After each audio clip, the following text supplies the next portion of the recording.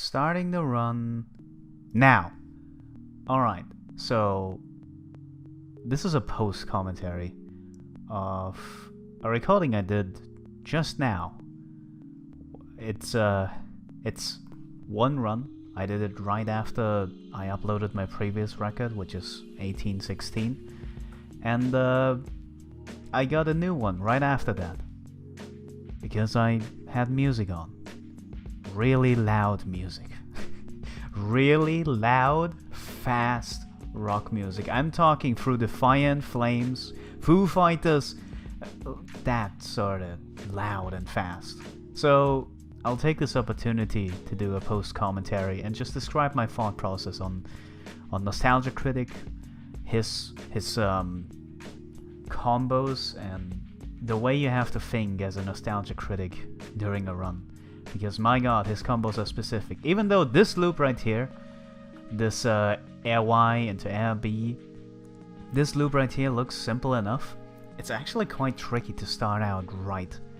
And in ceiling maps, it also acts differently. It's a really weird juggle, and there are alternatives that are way easier and more consistent, but that's the highest DPS I can get, so I'm gonna go for that. These two parries are amazing, I'm sorry. I felt myself. With the music on and those two parries, you gotta believe I felt like I was on some sort of mission. This was just for fun though. I thought, alright, I'm gonna see what I get with music on. I'm just gonna chill, try another attempt, and that's it. And yeah, that's why I use copyrighted music.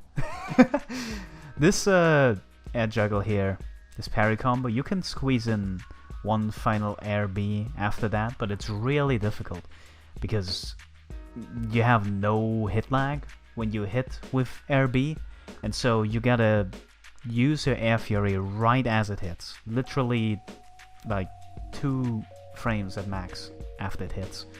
Otherwise, you just fly in the air, don't hit anything, waste a lot of time. This room is so difficult for Nostalgia Critic because the Blue Sams and Nostalgia Critic don't interact well at all. They don't share any sort of synergy.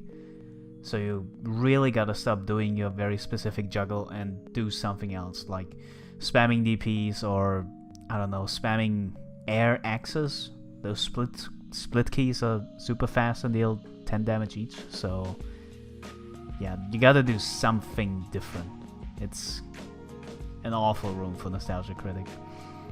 There are many cases where I thought maybe I should use his screen wipe more, his level 3, but it takes so long and it takes 3 meters, it's quite hard to justify. Especially the duration of it makes it very not worth for anything other than White Hood guys and a huge amount of them, because it doesn't actually deal that much damage. I think it deals about 150? That might be too much. It might deal a lot less than that, but no, it deals a lot less because basic nunchuck guys survive it, I think. I could be wrong though. I really didn't experiment enough with that move, simply because it takes so long.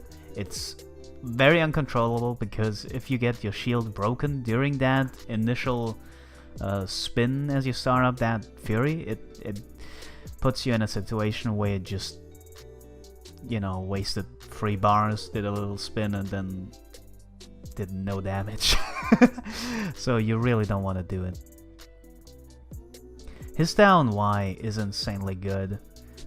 I've made a video in the past that describes his mid-screen infinite that you can do just anywhere on the screen with any amount of enemies, and it has a very likely chance of transporting any enemy along the way, with it, and just catches them in the infinite. It's just all 3 hits of down Y into dash forward X, 4 hits, and then you loop that over and over again. But it's quite low DPS compared to his juggle that I always try to get in.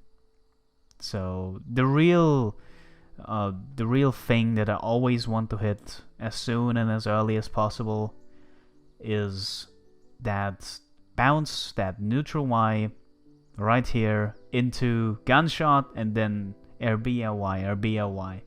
Once I initialize that sequence, it's easy. It's just, you know, just pressing those two buttons. But it has to be neutral Y with which you launch them, because it's a bouncing move. Whenever enemies are bouncing, they have different trajectory compared to any other launcher.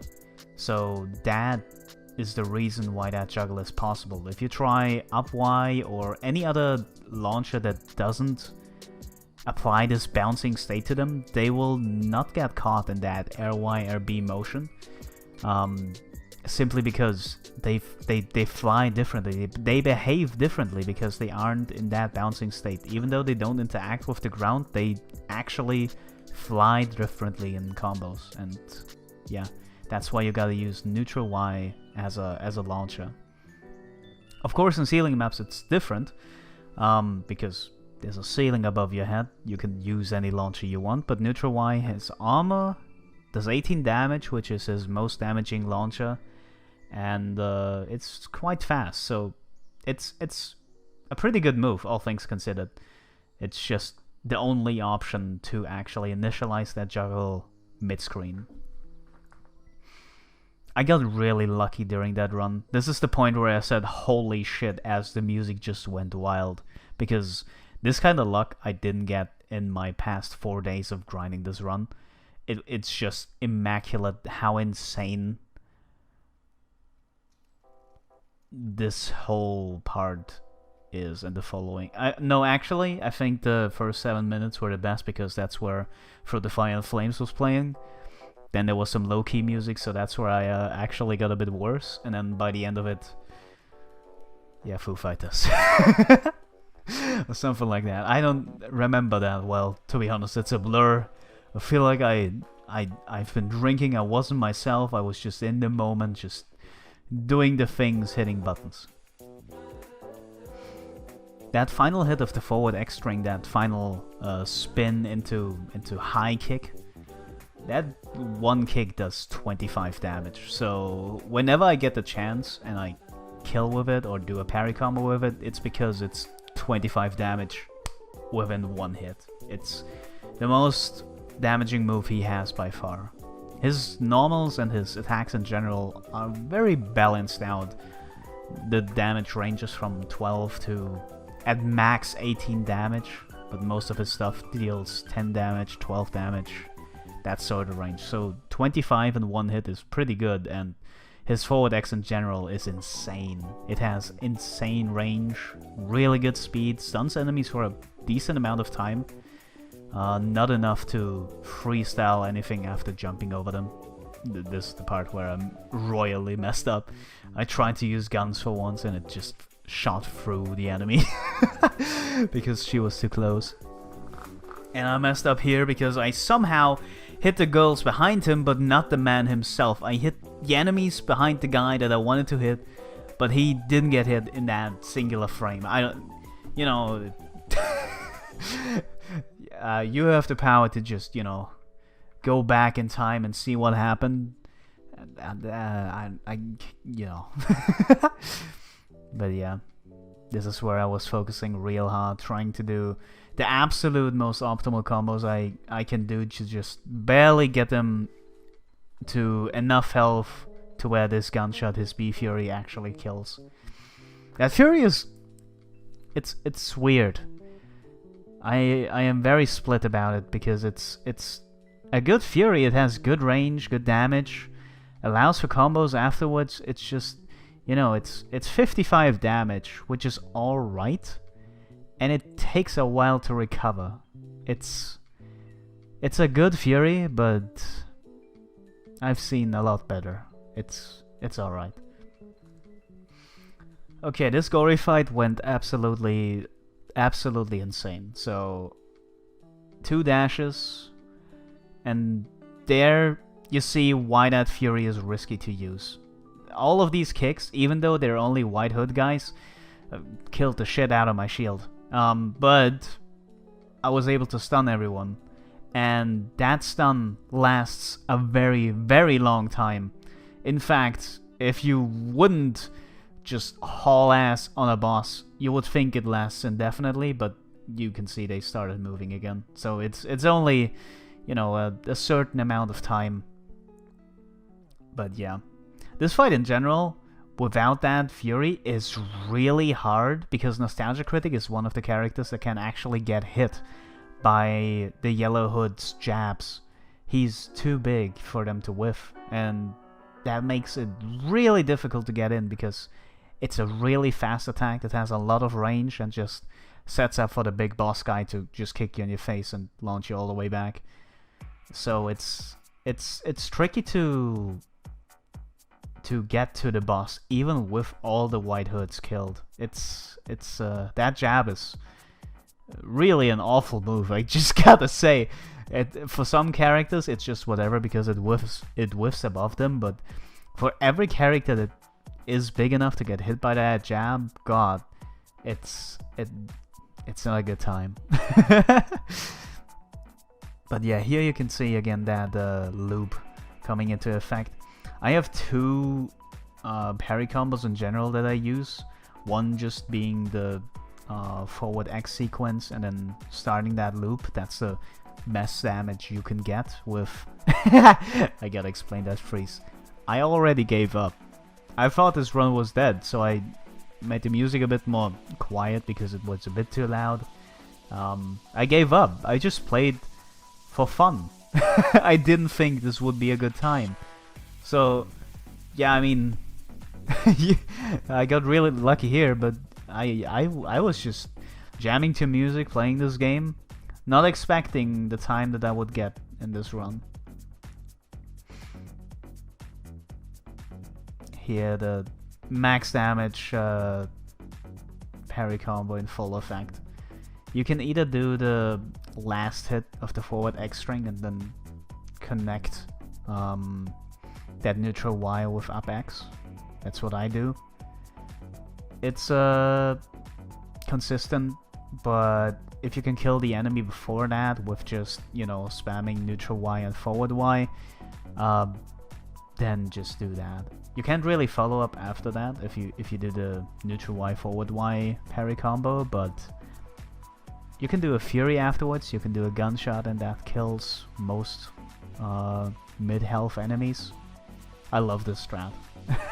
Pushing them away into forward B, into gunshot, sets them up perfectly for just absolute destruction. Parrying these guys is actually kind of difficult, because if you just dash into that room, you will run past the spawn or two and just have weird parries and weird locations, so you gotta walk in, and once they spawn, dash. But yeah, it's weird. His DP is quite powerful, but has the same problem like any other DP in this game, which is has a bit of startup, and it's only the final hit that does the most damage. To be honest, this DP is quite high damage. It's I think 34 damage or something, and the final hit deals 20, so yeah, something like that.